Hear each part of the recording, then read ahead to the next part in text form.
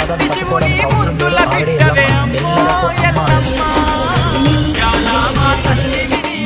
వరం ఇచ్చినటువంటి ఏకైక దేవత ఎల్లమ్మ తల్లి. ఎవరు లేరు ప్రపంచంలో.